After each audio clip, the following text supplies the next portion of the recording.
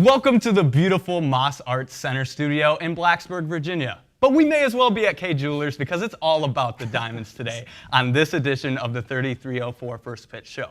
I'm your host, Riley Klaus, joined alongside the wonderful Will Lachlan and the sensational Sam Mostow to discuss some Virginia Tech baseball and softball. Well, spring sports are in full swing, and you can tell based on the weather outside. We're already getting some April showers and even had, at least for us, a somewhat lackluster eclipse. How's everyone's week been? Well, first of all, greetings. It's a pleasure to be on the show. Always with a you, joy. Riley and Sam. I'm doing supercalifragilisticexpialidociously. Whew, can't believe I got through that, but that's just the best word to describe how I'm feeling about Virginia Tech baseball and softball. It's been a great year, and we're going to get things going here on the show. Yeah, it's great. I had a very good week. I saw maybe 10 seconds of the eclipse. I'm declaring victory. I saw it. I was standing on the pylons. It was cloudy all day. I put on my little eclipse glasses that I had to sprint to book holders on Main Street to get, and then I saw it for maybe 5 seconds, declared victory, yelled, "Everyone, I saw the eclipse," and no one else saw the eclipse. I think they all thought I was lying. I was going to say, people on the drill field seem to be very disappointed with the outcome. I mean, it was a disappointing outcome. I guess we'll have to wait 20 years, but it could be worse. Everything's great because I'm on a show again with Will. I'll have to say, in 20 years, who knows what this show's going to look like, right? That's right. Well, that's in 20 years, but let's talk about the present of baseball. Starting with the hammering Hokies, who couldn't hit the nail on the head against Wake Forest last weekend. Not only was it their first series loss this season, but they were swept. Starting with Sam, what did you see that allowed Wake Forest to just dominate and take over that series? What I saw was Chase Burns. He's very, very good. He went 7 innings pitched last Friday with 15 strikeouts. Now, that's a lot of strikeouts. Our baseball expert, Raza, who you'll hear from in a few minutes, said he could be the #1 pick in the upcoming MLB draft. He was just sensational against Virginia Tech last week. Well, and you know what? Here's the thing. Wake Forest, if Chase Burns isn't going to be the first pick, they might have another guy who's going to be the first pick, and that's Nick Kurtz. What a series he had on the hitting side. 3 home runs. 3 home runs in just Game 3. He had 4 in the entire series. He was just absolutely mashing the ball over the English field wall, whether it was in right center, dead center, or left center. He just was an incredible power hitter for Wake Forest. I think the thing is for Virginia Tech, they were just simply outplayed by a team that does have a bit more high-level talent in Wake Forest, right? Wake Forest, you talked about Burns, we've talked about Kurtz, but they have 5 overall prospects who are in the top 30 for the upcoming MLB drafts. This is a team stacked with really top talent when it comes to the next level, and they'll be playing in the show very, very soon. Wake Forest, they had a very tough schedule. That's another thing we have to take into account here.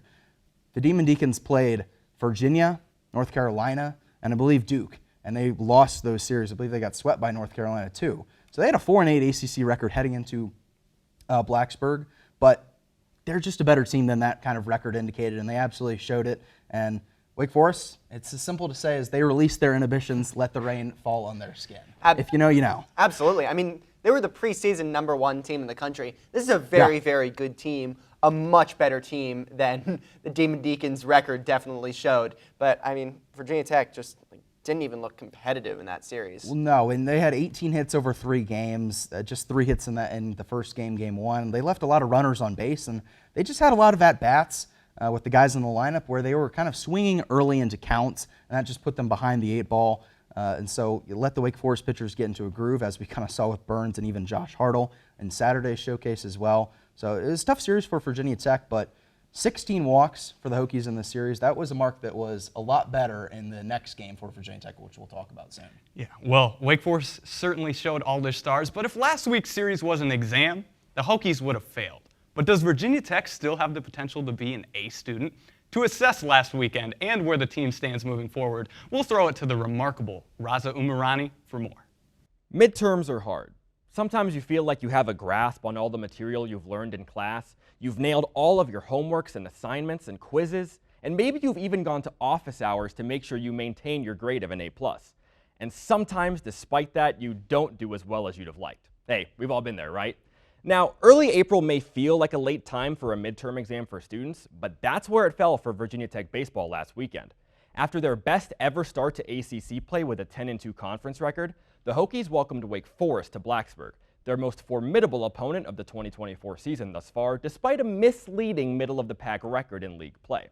A golden opportunity to assert themselves as not just an ACC contender, but a national contender revealed itself for Tech against a remarkably talented Deke squad. But no matter how hard they studied, the Hokies weren't able to pass this one. Not only did Tech lose its first series of the season, but Wake Forest pulled out the brooms for an emphatic road sweep in which they truly had the look of the nation's preseason #1 team. The Dekes outscored the Hokies by 12 runs, and it felt like Tech was always just fighting to stay alive in ball games.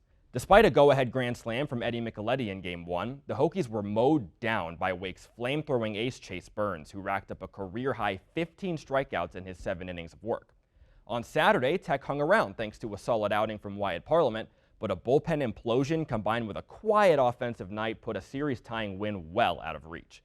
Apropos in the finale, where Hokie starter Griffin Stigg wasn't able to get out of the 3rd inning. Hey, Tech's relievers were better, but Wake's star first baseman Nick Kurtz raked 3 of his 5 homers in the series to punctuate the resounding sweep. That level of uncomfortability was nothing short of a foreign concept for Tech in 2024. Over the weekend, the Hokies batted just .188 while striking out an almost incomprehensible 38 times as a team, while the pitching gave up 7 home runs and issued 17 walks. It was the first time in this fantastic season that they didn't just look subpar, but they looked rather poor. It certainly wasn't what a first-place squad should resemble. Now, they still sit at 2nd in the Coastal, number 16 in the D1 baseball rankings, and number 30 in the RPI, but the golden opportunity fell by the wayside with nothing short of a whimper. So, yes, the Hokies failed their midterm exam, but they're still passing the class of ACC play with flying colors and have shown every ability to get an A. They just have to keep nailing their homework and quizzes with a bit of extra credit sprinkled in here and there, and they'll be just fine. That bounce back starts this weekend with a road trip to Atlanta to take on a feisty Georgia Tech squad. And if Virginia Tech passes this quiz, it might just give them the momentum they need to power towards a resounding A+ by the time finals roll around. Riley? Fabulous job, as always, Raza. Well, despite the stumble last weekend, Virginia Tech still stands at 10-5 in conference record. Starting with Lambo Lachlan here, what has stood out so far in their season? Oh, thank you, Riley. I appreciate that handsome introduction. But Tech, they've just made a name for themselves this year because of their stacked lineup. I mean, they have 6 batters with an OPS above 1,000. Particularly, though, Sam, I've been impressed with Eddie Micheletti Jr., batting .323, 29 walks, which leads the team, and also 10 home runs, which is second. So he can hit for power, and he's patient at the plate. Also, Gary Giebel, very underrated piece on this team. He's got 21 hits and just 60 at-bats. Just a great piece of the puzzle. And, of course, one of that 3-headed monster in the catching department with Ebel. You got the freshman McCann and then Henry Cook as well. Those guys can all slug it very well. It's just a order that top to bottom. And sure, you have your Carson DeMartinis, your Ben Watsons as well.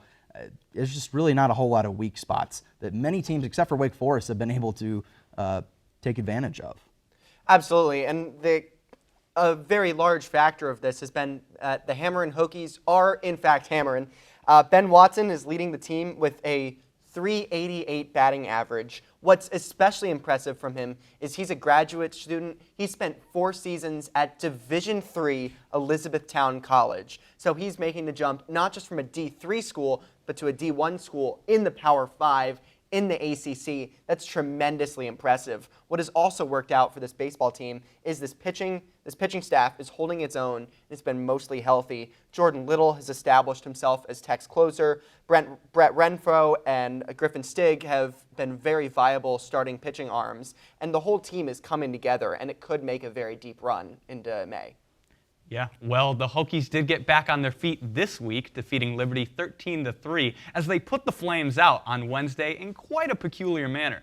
To break down the game with one of the oddest box scores you'll see this season, let's swing it to Kyle Bean. Kyle? In one of the wackiest baseball games in recent memory, Virginia Tech and Liberty University took the field on Wednesday night. After getting swept by Wake Forest at home over the weekend, expectations were high for the Hammerin' Hokies. Known for their hot bats from top to bottom, the number 16 team in the nation pulled off a 13-3 mercy win against the 15 and 17 Flames. A somewhat normal finish for them. But don't be fooled, this game was all but average. Before we get into the shenanigans, let's set the scene. Liberty struck first in the 3rd inning. Braden Horton poked a single into shallow left field with runners on 2nd and 3rd, putting up 2 on the board for the Flames. Virginia Tech was able to get out of the inning without any more damage and followed up with 4 straight singles to cut the lead in half. Then, Carson DiMartini walked with bases loaded, evening up the game at 2. Immediately after, Garrick Ebel dropped a shot into center, bringing DiMartini and Ben Watson around for a 4-2 lead. Now we'll fast forward 4 pitching changes into the 7th inning, and Horton did it again for the Flames, sending a ball just out of Chris Canizaro's reach in left, scoring a runner from first base. With only 5 hits up to this point, the Hokies needed to get the bats on the ball. Or did they? In the 7th inning, Liberty tried 4 different pitchers, 3 of which never recorded an out. The quartet of Ben Roberts, Trey Cooper, Dylan Mathiasen, and Brandon Dahlman combined for 9 walks, 1 hit by pitch, and 1 single. The utter collapse of Liberty's bullpen allowed Virginia Tech to score 8 runs and take a commanding 12-3 lead with just 1 hit. Finally, an inning later, David McCann put an end to the madness in the 8th with an RBI double to left center. When all was said and done, the Hokies scored 13 runs on 7 hits, and 14 different players stepped on the mound. Virginia Tech got it done in 8 innings, and fans had the chance to see just about every pitcher in the bullpen before this absurd ballgame came to a close. Guys? Thanks, Kyle. What a crazy game that was indeed. But let's look a little bit into what's upcoming for Virginia Tech here as they take on Georgia Tech in Atlanta. Anything you guys are looking forward to seeing in this series this weekend? Well, I think it's a very winnable series for Virginia Tech. On paper, the Hokies, they should take this 2 games out of 3, in my opinion, if we're kind of predicting it. But Tech, you look at how they've performed on the road, 8-3 outside of English Field this season. They've won series against Charlotte. That was kind of the opener for the Hokies. Louisville, they won 2 out of 3 of after dropping game 1, and they swept Boston College, which is a team that, interestingly enough, swept Georgia Tech on their home field. So the Yellow Jackets, they aren't half bad, though. 20-11 overall, 5-7 in ACC play is all right. Like I said, they were swept by Boston College. So I just think it's a manageable series for the Hokies to get back on track. Sure, it's on the road, but I think the Hokies will perform against Danny Hall's squad and the Yellow Jackets. I think Virginia Tech's in for a bounce-back series here. Well, now let's shift to the softball side of things, what's going on here. Specifically, after a struggling series against Duke, the softball team came back, and after the first game, they struggled against NC State. They were able to flip the script and take it back the last 2 games. But throughout the entire series, what did you guys see against NC State? I mean, Addie Green said it after Virginia Tech took the last 2 out of 3 down in Raleigh, is that Virginia Tech just looked like a totally different team. It dropped 4 consecutive ACC games because the bats just weren't getting the job done. Faced some very, very good pitching, namely in Jada Walker and Cassidy Curd at Duke, and then just stumbled a little bit in that first game against NC State. That was a team that I believe went into the series 1-11 in conference play, and they just looked like a totally different team. They just played much better. They all came together to play much better and won the last 2 games via run rule. I know, it was insane, right? Tech outscored NC State 26-1 in games 2 and 3 combined. That's just incredible to me. 8 multi-hit performances across that span from the Hokies. Big standout kind of being a 6-hit weekend for Cameron Fagan. Bree Peck and Maya Luco combined for 7 RBIs in that Game 3 victory. The Hokies, they were just seeing it very, very well at the plate. And he had stellar pitching performances. They're not the best career performances, but they're good enough to get the job done, right? Lindsey Grine went 5 innings, pitched 6 strikeouts, only giving up a hit. Emma Mazzarone dealt 4 innings in Game 2. It was just job-getting-done performances on the mound, or excuse me, in the circle, rather, for softball. I'm still a little bit in baseball mode. Apologies here. But great play as well from the bats for the Hokies, too. And now looking at the bigger picture for this season with softball, who has stood out and what has made this team successful as they are 11-4 in conference play this season? You know, who's really stood out to me is, yes, the bats were always going to be very strong. That's been the case for Virginia Tech for the last several seasons. But what they've struggled with in consistency was in the circle. They've always had Emma Lemley, and a lot of the times in the past couple seasons, not much more than that. Who's really taken a step forward is Lindsey Grine. She has a team high, I believe, 2.8 ERA. She's just been dominant. She's in control every time she's in the circle. You watch her, and she's just like, she just shuts down lineups. She just stares them down and, as I said, is in control. And she's really stood out to me. 100%. I kind of want to just even build upon that point. The Hokies improved pitching, I think, just in terms of quality and also in terms of depth. It's just a drastic difference from what they had last year, right, Sam? Like you kind of said, it's the Emma Lemley show in 2023 for the Hokies. Grine was really the only other reliable arm, but she was also a freshman, right? She's taken a sophomore jump, an ERA that, like you said, is kind of in the mid twos. Last year was a 5.72 ERA for her in her freshman year. She's 2 wins away from tying her mark of 10 wins that she set last year, but in 7 less starts. That's pretty impressive. 103 strikeouts to 33 walks. That's a very improved ratio for her as well. And I think you look at the additions of Cassie Grizzard from Louisville and freshman Emma Mazzarone. They've kind of beefed up this staff. Grizzard's been just a flexible piece from the bullpen. She's made 4 starts as well in 29 1/3 innings pitched. And Mazzarone as well with a 3.19 ERA and a 7-2 record as a freshman. That's pretty stellar. So now you have 3 or 4 reliable arms and not just like 1.5. Last year you had a freshman in Grine and Lemley in her sophomore year. Yeah, absolutely. And Grizzard and Mazzarone they're both lefties. Pete DeMore said going into the season that when you prepared for Virginia Tech, you prepared for rise ball pitchers because Lemley and Grine are both very similar rise ball pitchers. Grizzard focuses a little bit more on the drop ball, and Grizzard and Mazzarone are both from the left side. So just as an opposing offense, you just don't really know what to prepare for when you're going up against Virginia Tech, and that just makes all the difference. And let's take one more last look into the future as the softball team returns to the home turf this weekend, taking on Boston College. What are you looking forward to seeing in that series against the Eagles? I think Virginia Tech should take care of business against Boston College, whether that means 2 out of 3 or a sweep. I would be surprised if the Eagles take any more than that. You guys want to take a guess on when the last time Virginia Tech lost to Boston College was? Well, I actually know this because I have this in my notes as well, but go ahead, tell the public. 2015. Yep. Pete DeMore has never lost to Boston College when he's been in charge of Virginia Tech. This Boston College is maybe not a team in the top of the standings of the ACC. This should be a team that Virginia Tech takes care of business against. Oh yeah, 100%. I agree. And the Eagles, they're not too much of a team to sleep on. 25-13 overall, just 5-7 ACC play. They've taken games from Pittsburgh and Clemson, but they lost both of those series respectively. Like you said, Sam, historically the Hokies have just dominated the Eagles. I mean, 42-8 overall, the Hokies over the Eagles historically, but they've won their last 10, dating back to 2015, as you said. And the Hokies, even expanding before that, 17 of the last 19 have gone Virginia Tech's way. So, I mean, this has just been a series that's historically been dominated by Virginia Tech, and I expect that to continue here at TSB this weekend. Well, what was Cam Newton hitting the dab back then? That the last time that Virginia Tech lost against Boston College? But let's hear some more about this shining softball team. And for that, we'll slide it to the fabulous Phoebe Winters. Phoebe?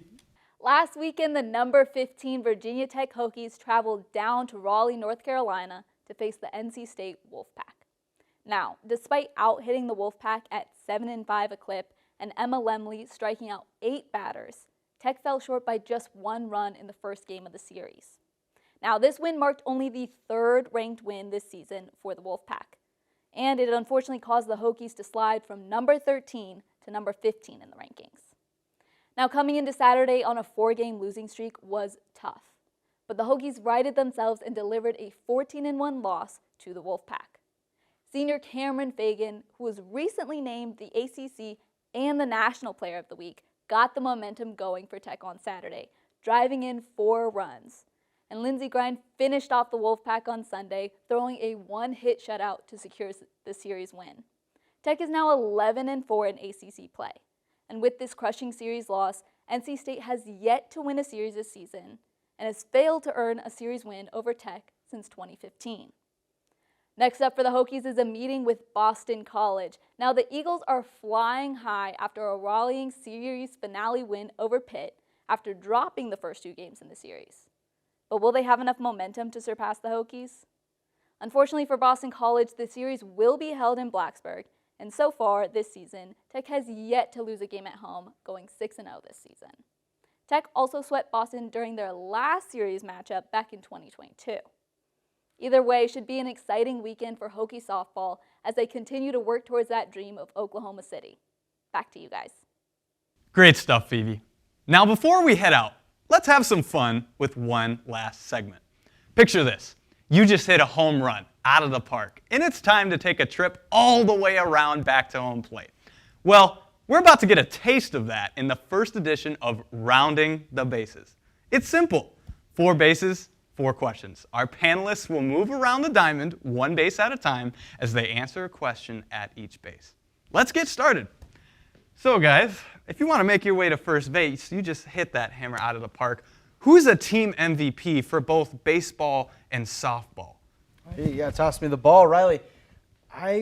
I'll go with baseball here. I think I'll give you a couple MVPs, one on the pitching side and then one on the hitting side. I think Carson DeMartini has just been excellent. I mean, he's really the most talented player on this team. 43rd ranked prospect in the upcoming 2024 MLB draft. He's the only guy that the Hokies have in the top 100 for a reason. He's been stellar so far for Virginia Tech. And then on the pitching side, I got to go Brett Renfro. Excuse me. He's been incredible on the pitching mound as just a true freshman. Has really been leading this team. He starts in those game ones on the Friday night, and he will continue to do so in Atlanta for the series against Georgia Tech. There you go, Sam. All right, thanks for the ball. I'll also follow Will. I'll do a pitcher and a hitter on the softball side. On the pitching side, give me Lindsey Grine. I mentioned her earlier in the show, but she's leading the team in earned run average. She's just been dominant every time she steps into the circle. And on the hitting side, Radford transfer Corey McMillan. That's a good one. She's been fantastic for the team. And actually, I'm gonna break the rules a little bit. Throw in a third. Whoa! A freshman third baseman Michelle Chatfield leads the team with, I believe, 15 or 16 home runs. Broke the team record for the program record for home runs by a freshman, and rapidly approaching the team home run in a season mark of 19 for pretty much all players. And she's been dominant all season. Well, those are some great picks, but now as we head towards second, we're going to take a little broader look at the grand scheme. What is your favorite, what do you think is the best Virginia Tech uniform in the athletics department? Let's start with you, Sam, here. All right, I have the ball. Favorite uniform? Give me any Script Hokies uniform. I've seen them all over the place in the basketball programs and the baseball and softball programs, but I'll take my pick. It's the maroon women's basketball with orange Script Hokies. It's just clean look. There we go. It's the best uniform in the athletic department. Well, I'll take my swing at this one. I'm going to go with, stay on the basketball side for the men's team. They're orange, being the primary color, the orange jersey with the kind of white Hokie script. I think that one's classic. I mean, it is the one that I believe Tech won the ACC championship game with back in 2022 when Mike Young made that 4 games in 4 days run, but down in Brooklyn, New York. So that one is a classic for me, but really any kind of Hokie script, whether it's a maroon, orange, white, or even the black unis, I like those too, are classic for Virginia Tech. Well, it's seeming we like the script, but let's go to what's next on the script here, which is third base. Now this one here, we're going to take another broad look. Who do you think wins the ACC in both baseball and softball? We're going to say regular season champion just because there are going to be multiple potentially, but take a shot. Who do you think the best team is, Will? I'm going to go Clemson for the Atlantic. I mean, they are leading right now at 10-2, and I believe they have a few game lead. I mean, Wake Forest is in that Atlantic division as well for college baseball, but like you said, they swept Virginia Tech. We kind of talked about that earlier on the show, but they're still 7-8 in ACC play, and Clemson's just been great so far. I'm going to go with the Tigers in the Atlantic. In the Coastal, I'm going to go with North Carolina. I believe they lead the Coast right now at 11-4. Virginia Tech's right on their heels, so that Coastal might come down to Virginia Tech versus North Carolina. I believe that series is in Chapel Hill this year, but give me the Tar Heels for winners. Of course, when it comes to the ACC tournament, it's anyone's ball game. Well, I'll agree with you that the ACC tournament is anyone's ball game, but in the regular season, on the softball side, I don't think anyone's taking down Duke. They swept Virginia Tech, just annihilated Virginia Tech last week. Clemson maybe is a shot, Florida State maybe is a shot, but no one's taking down the Blue Devils this season. I'm saying it on camera. I'll take all the smoke if it doesn't happen. Oh. I think Duke's winning. Duke's winning the ACC. We will be clipping that. Yeah. If I end up on freezing cold takes, I end up on freezing cold takes. But so be it. Duke's going to win it. Awful announcing, anyone? Awful announcing? Come at me. Let's do it. Well, let's head back to home base. And we had a request here. Sam here is a resident mascot fan, and he saw our segment last week. We took Otto the Orange going all the way, but for this week, we're going to broaden it. Who is the best mascot in all of college athletics? Let's kick it off with Sam, because you're the mascot guy. Thank you. As the self-proclaimed mascot expert, I basically wasn't going to let anyone I wasn't going to get through this year without me doing a mascot segment, so thank you, Riley and Will, for indulging me. This gives me a chance to talk about two fantastic mascots. One, the Dragons of the University of Alabama, Birmingham, easy mascot bracket contender, and also the University of California, San Diego Gauchos. Whoever's watching the show right now, Google image search that Gaucho. It is a fantastic mascot, and it just won't get out of your head. Go Gauchos. I mean, what a name, right? And I think UAB, as you talked about, I mean, that hits a little close to home. My grandparents actually live in Birmingham. Okay. So they're very familiar with the Dragons down there in Alabama. But yeah, I'll go with a few more classic ones. I think the Oregon Duck's great. And I don't know, I think there's a lot of criteria you can use. You can use best looking, best costume design, like you kind of guys did last week. You can also just use your favorite one you want to use in NCAA 14. Of course, the new college football video game coming out in July. Super excited for that one. I think the Oregon Duck, though, like, in person, the mascot is just so interactive, right? He does those push-ups when the team in football scores a touchdown. That takes a lot of resilience, a lot of strength right there. I like Mike the Tiger from LSU as well. That's a really cool one. It's kind of a unique one just because there's so many Tiger mascots, but he kind of stands out to me as the best, the cream of the crop of those Tiger mascots. And then I think the Stanford Tree. And the only reason I'm going with that is because playing it in mascot mode of NCAA 14 was just a joy. I mean, it was just a core memory of my childhood to play as that Stanford Cardinal Tree, because it was just so funny. They didn't have any arms. They didn't have any arms or legs. They're just kind of waddling around, and so I just couldn't get enough of playing as Stanford Cardinals with that tree in that mode. So that would kind of be the three that stand out just off the top of my head. Well, hopefully we get more mascots in the new video game, but it's been a fun one. That'll do it for this week's 3304 First Pitch Show. Thank you for watching, and for our reporters, Raza Umarani, Kyle Bean, and Phoebe Winters, our amazing production crew behind the scenes, our panelists, Sam Mostow and Will Lachlan, I'm Riley Klaus, saying so long for now.